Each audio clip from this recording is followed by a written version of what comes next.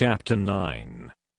And Elisha the prophet called one of the children of the prophets, and said unto him, Gird up thy loins, and take this box of oil in thine hand, and go to Ramoth-Gilead.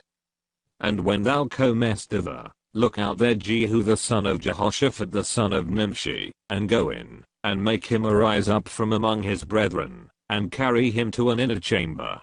Then take the box of oil, and pour it on his head, and say, Thus saith the Lord, I have anointed thee king over Israel. Then open the door, and flee, and tarry not. So the young man, even the young man the prophet, went to Ramoth-Gilead. And when he came, behold, the captains of the host were sitting, and he said, I have an errand to thee, O captain. And Jehu said, Unto which of all us? And he said, To thee, O captain. And he arose, and went into the house, and he poured the oil on his head, and said unto him, Thus saith the Lord God of Israel, I have anointed thee king over the people of the Lord, even over Israel. And thou shalt smite the house of Ahab thy master, that I may avenge the blood of my servants the prophets, and the blood of all the servants of the Lord, at the hand of Jezebel. For the whole house of Ahab shall perish, and I will cut off from Ahab him that pisseth against the wall, and him that is shut up, and left in Israel. And I will make the house of Ahab like the house of Jeroboam the son of Nebat, and like the house of Baasha the son of Ahijah. And the dogs shall eat Jezebel in the portion of Jezreel, and there shall be none to bury her. And he opened the door, and fled. Then Jehu came forth to the servants of his lord, and one said unto him, Is all well? Wherefore came this mad fellow to thee? And he said unto them, Ye know the man, and his communication. And they said, It is false. Tell us now. And he said, Thus and thus spake he to me, saying, Thus saith the Lord, I have anointed thee king over Israel. Then they hasted, and took every man his garment, and put it under him on the top of the stairs, and blew with trumpets, saying, Jehu is king. So Jehu the son of Jehoshaphat the son of Nimshi conspired against Joram. Now Joram had kept Ramoth-Gilead, he and all Israel, because of Hazael king of Syria.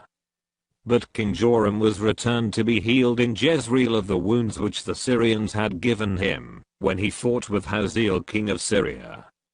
And Jehu said, If it be your minds, then let none go forth nor escape out of the city, to go to tell it in Jezreel.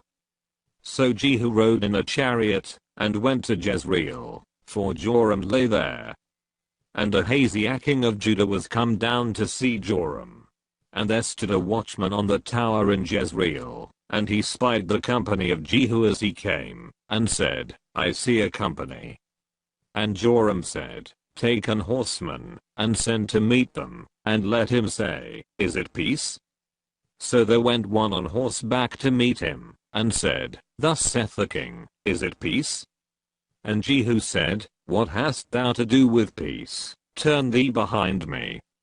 And the watchman told, saying, The messenger came to them, but he cometh not again. Then he sent out a second on horseback, which came to them, and said, Thus saith the king, Is it peace?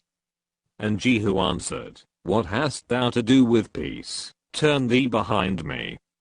And the watchman told, saying, He came even unto them, and cometh not again, and the driving is like the driving of Jehu the son of Nimshi, for he driveth furiously. And Joram said, Make ready. And his chariot was made ready. And Joram king of Israel and Ahaziah king of Judah went out, each in his chariot, and they went out against Jehu, and met him in the portion of Naboth the Jezreelite. And it came to pass, when Joram saw Jehu, that he said, Is it peace, Jehu? And he answered, What peace, so long as the whoredoms of thy mother Jezebel and her witchcrafts are so many? And Joram turned his hands, and fled, and said to Ahaziah, There is treachery, O Ahaziah. And Jehu drew a bow with his full strength, and smote Jehoram between his arms, and the arrow went out at his heart, and he sunk down in his chariot. Then said Jehu to Bidkar his captain, Take up, and cast him in the portion of the field of Naboth the Jezreelite, for remember how that, when I and thou rode together after Ahab his father, the Lord laid this burden upon him. Surely I have seen yesterday the blood of Naboth, and the blood of his sons, saith the Lord, and I will requite thee in this plat, saith the Lord. Now therefore take, and cast him into the plat of ground, according to the word of the Lord. But when Ahaziah the king of Judah saw this, he fled by the way of the garden house. And Jehu followed after him, and said, Smite him also in the chariot. And they did so at the going up to Gur, which is by Ibleam. And he fled to Megiddo, and died there. And his servants carried him in a chariot to Jerusalem, and buried him in his sepulchre with his fathers in the city of David. And in the 11th year of Joram the son of Ahab began Ahaziah to reign over Judah. And when Jehu was come to Jezreel, Jezebel heard of it, and she painted her face, and tied her head, and looked out at a window. And as Jehu entered in at the gate, she said, Had Zimri peace, who slew his master? And he lifted up his face to the window, and said, Who is on my side, who? And there looked out to him 2 or 3 eunuchs. And he said, Throw her down. So they threw her down, and some of her blood was sprinkled on the wall, and on the horses, and he trode her underfoot. And when he was come in, he did eat and drink, and said, Go, see now this cursed woman, and bury her, for she is a king's daughter. And they went to bury her, but they found no more of her than the skull, and the feet, and the palms of her hands. Wherefore they came again, and told him.